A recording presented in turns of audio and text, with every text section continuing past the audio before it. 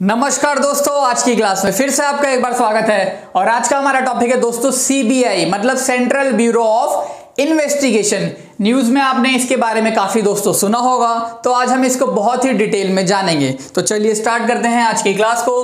दोस्तों जो सीबीआई है ये एक इन्वेस्टिगेटिंग एजेंसी है। ये सबसे मेन इन्वेस्टिगेटिंग एजेंसी है सेंट्रल गवर्नमेंट की। इन्वेस्टिगेटिंग एजेंसी के मतलब ये किसी भी केस को बहुत अच्छे से जांच पड़ताल करती है। मतलब अगर किसी केस को सॉल्व करना हो तो बिल्कुल अच्छे से उसको जांचती है, उसको परखती है, बिल्कुल तह तक जाती है एंड केस को सॉल्व करती है। दोस्तों इसको बनाया क्यों गया था दोस्तों? करप्शन रिलेटेड केस को सॉल्व करने के लिए। हमारे देश में जो भ्रष्टाचार होता है उन केसेस को सॉल्व करने के लिए सीबीआई को दोस्तों बनाया गया था। प्लस इसके अलावा जो बहुत बड़े बड़े क्रिमिनल केसेस होते हैं हमारे देश में, उनको भी सीबीआई को सॉल्व करने के लिए दिया जाता है। एंड दोस्तों ये एक स्टैट्यूटरी बॉडी नहीं है, इतना आप याद रखना। एग्जाम में ये चीज पूछी जाती है कि सीबीआई स्टैट्यूटरी बॉडी है या नहीं है। स्टैट्यूटरी बॉडी दोस्तों वो बॉडी होती है जो पार्लियामेंट के लॉ से बनाई जाती है। For example NHRC national human rights commission, NGT national green tribunal. तो ये दोनों जो बॉडी मैंने आपको बताई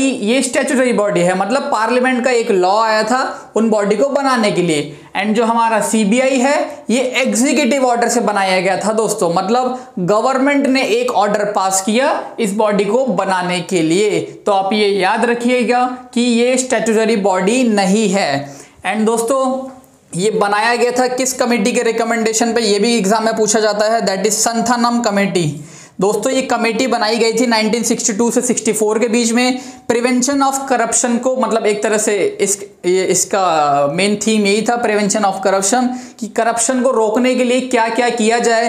तो इस बॉडी मतलब इस कमेटी ने दैट इज संथानम कमेटी ने बोला कि सीबीआई की जरूरत है हमारे देश में। एंड इन्होंने ही गवर्नमेंट को रिकमेंड किया था कि कृपया करके सीबीआई को एस्टैब्लिश करिए। तो गवर्नमेंट ने दोस्तों फिर एक एग्जीक्यूटिव ऑर्डर पास किया and based on Santhanam committee CBI को हमारे देश में लाया गया दोस्तों। एंड इसकी जो पावर्स हैं दोस्तों, ये कहाँ से पावर इनको मिलती है? जो सीबीआई है इनको पावर कहाँ से मिलती है, किस एक्ट से इनको पावर मिलती है? तो ये भी एग्जाम में पूछा जाता है, that is Delhi special police establishment act 1946।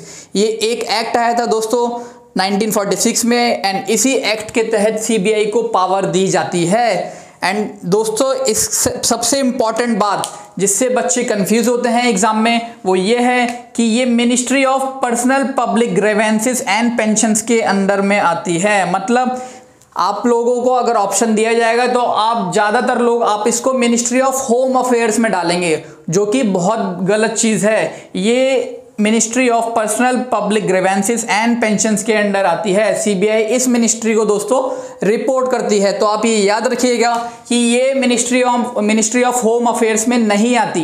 जितने भी पुलिस वगैरह हैं आपको पता है होम अफेयर से रिलेटेड होते हैं, बट जो सीबीआई है ये ministry of personnel public grievances and pensions में रिपोर्ट करती है। दोस्तों अब जो सीबीआई के डायरेक्टर होते हैं, आपको पता है सीबीआई को जो हेड करता है उसे डायरेक्टर कहा जाता है। उनकी अपॉइंटमेंट कैसे होती है, क्या प्रोसीजर होता है, ये लोकपाल एक्ट 2013 में दोस्तों लाया गया था, उसमें बताया गया।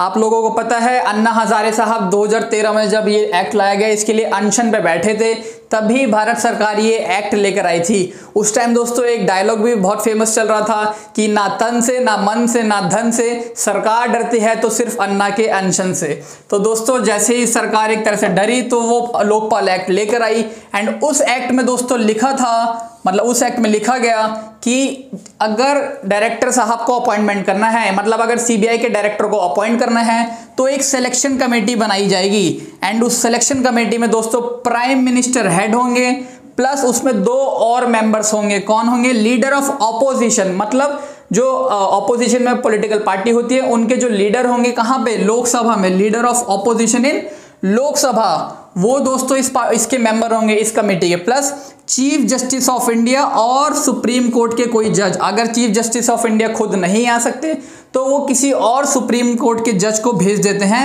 अपनी जगह पर। तो दोस्तों आप याद रखिएगा अगर सीबीआई के डायरेक्टर को अपॉइंट करना है तो उनका रिकमेंडेशन कौन करता है? उनका रिकमेंडेशन करती है selection committee. And selection committee में 3 मेंबर्स हैं, prime minister, leader of opposition and chief justice of India.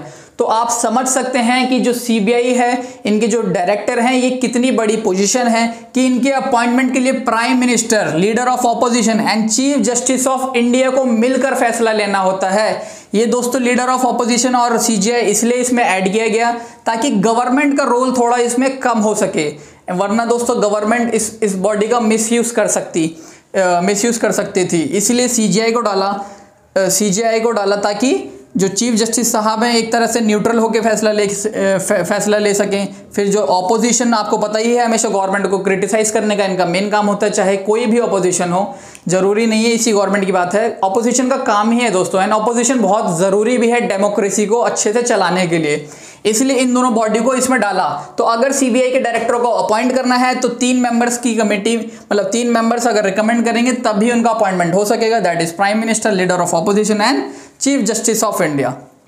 अब दोस्तों इनका जो मेन काम है वो क्या है, सेंट्रल गवर्नमेंट को अगर किसी स्टेट में कोई केस सॉल्व करवाना होता है तो उनको स्टेट गवर्नमेंट की परमिशन दोस्तों लेनी होती है। सेंट्रल गवर्नमेंट ऑथोराइज कर सकती है सीबीआई को कि ये पर्टिकुलर स्टेट में जाके केस को सॉल्व करें, बट उसके लिए उनको स्टेट गवर्नमेंट की परमिशन दोस्तों लेनी पड़ती है, ये कंपलसरी है। इस बात को आप याद रखना कि अगर स्टेट गवर्नमेंट के अंदर जाके सीबीआई को काम करना होता है, जब सेंट्रल गवर्नमेंट ऑथोराइज करती है सीबीआई को कि आप जाइए स्टेट गवर्नमेंट में काम करिए, तो वहां पर स्टेट गवर्नमेंट की परमिशन लेना कंपलसरी होता है।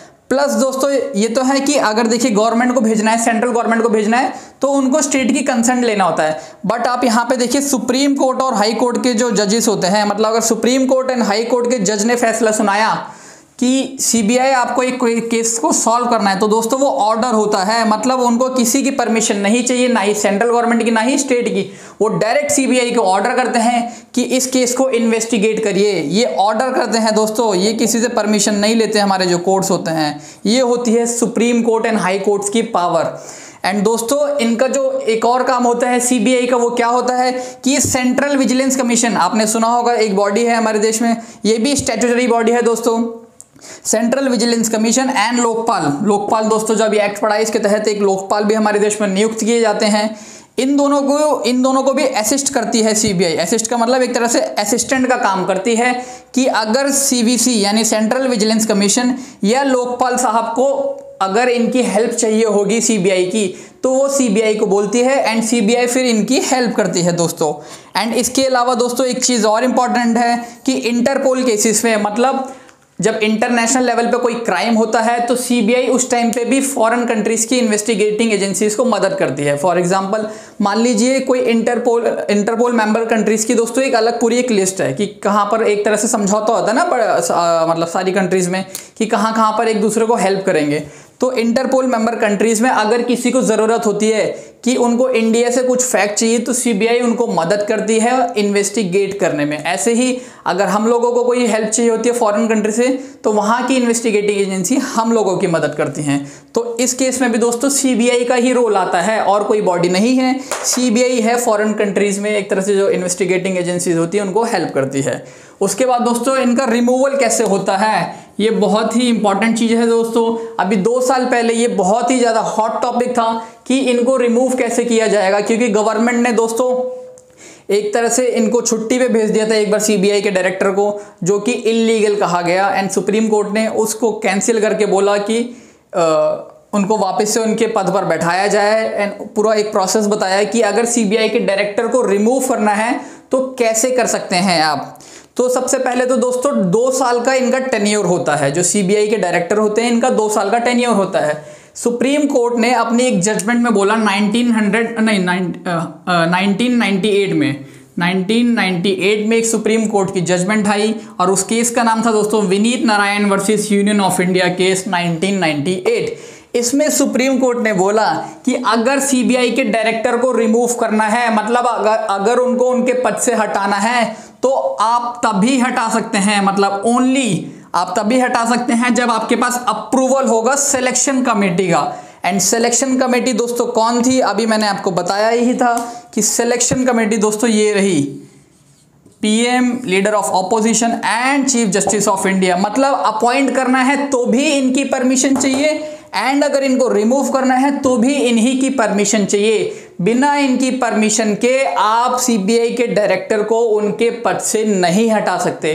दोस्तों जो ये होती है सीवीसी, सेंट्रल विजिलेंस कमीशन, अगर जैसे सपोज इनको हटाना है सीबीआई के डायरेक्टर को, तो सेंट्रल विजिलेंस कमीशन एक तरह से पूरा अच्छे से इनके खिलाफ जांच पड़ताल करती है कि सीबीआई के डायरेक्टर को क्यों हटाना है, पूरी एक रिपोर्ट बनाती है सीवीसी, एंड ये रिपोर्ट फिर इस सिलेक्शन कमेटी को देती है। सिलेक्शन कमेटी का मतलब prime minister, leader of opposition in Lok Sabha and chief justice of India, या फिर कोई और सुप्रीम कोर्ट के जज। तो ये रिपोर्ट जब उनके पास जाती है, फिर ये लोग फैसला लेते हैं कि इनको उनके पद से हटाना चाहिए या नहीं। अगर ये कमेटी दोस्तों परमिशन देगी तभी उनको उनके पद से हटाया जा सकता है, वरना गवर्नमेंट अकेले इनको इनके पद से नहीं हटा सकती। मतलब अगर अभी हमारे जो करंट प्राइम मिनिस्टर हैं मोदी जी अकेले अगर चाहेंगे तो सीबीआई के डायरेक्टर को उनके पद से नहीं हटा सकते। ये बहुत ही इंपॉर्टेंट बात है दोस्तों कि आप देख सकते हैं ये एक इतनी इंडिपेंडेंट बॉडी है केस को इन्वेस्टिगेट करने के लिए कि हमारे जो देश के प्रधानमंत्री हैं ये भी अकेले इनको इनके पद से नहीं हटा सकते। सिलेक्शन कमेटी की परमिशन मस्ट है, मतलब चाहिए ही चाहिए अगर उनको उनके पद से हटाना है। तो दोस्तों यही था सीबीआई के बारे में सारी जानकारी। उम्मीद करता हूं आपको वीडियो पसंद आई होगी, एंड अगर पसंद आई हो तो प्लीज़ इसको ज़्यादा से ज़्यादा शेयर करिए। बहुत बहुत धन्यवाद।